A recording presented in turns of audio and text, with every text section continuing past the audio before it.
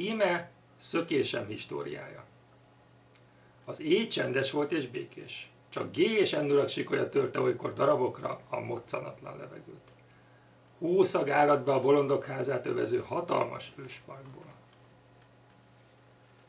Lerúgtam magamról a kincstári pokrócot, talpra szökkentem.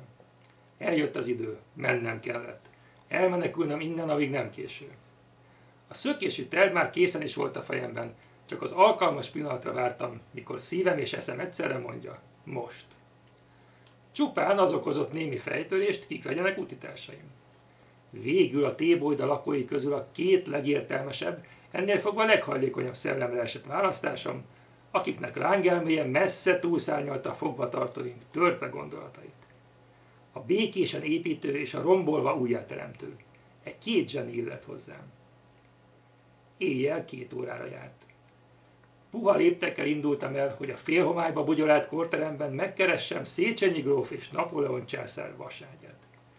Haboztam, ne vigyem magammal G és N urakat is, ellopva őket gumiszobájukból.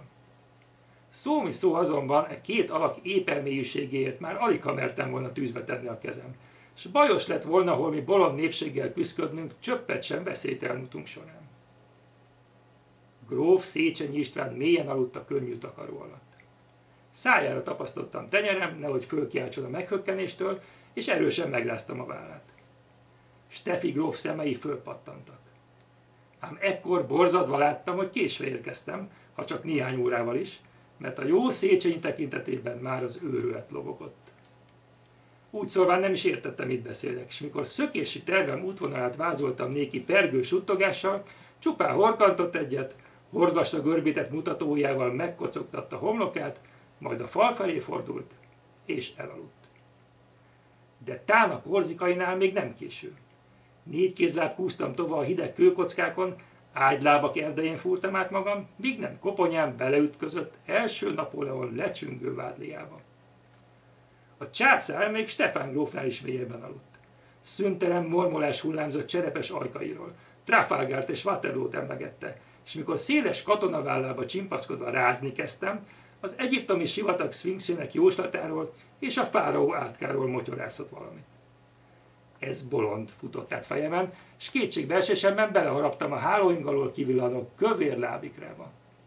Erre már Bonaparte is fölnyitotta szemét. Ah, Monsieur Gilles, suttogta.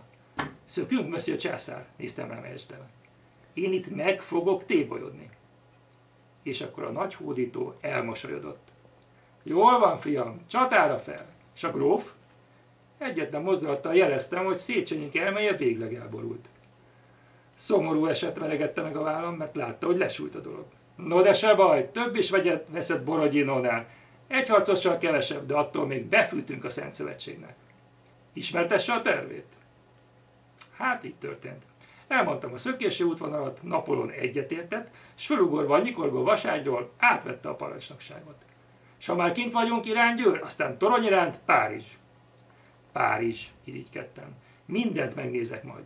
A középkori templomot, amiről Victor Hugo is írt egy kötelező olvasmányban, a Nótára dámát, meg az Elizé palotát, meg azt a híres képtárat, a Lavort. Notre Dame, Elizé palota, Louvre, dünnyögte Napóleon. Micsoda akcentus, hüledeztem tátott szájjal, majd kocsis módra szalutáltam. A hajnal első sugarai már 2 szabad lélekre hulltak.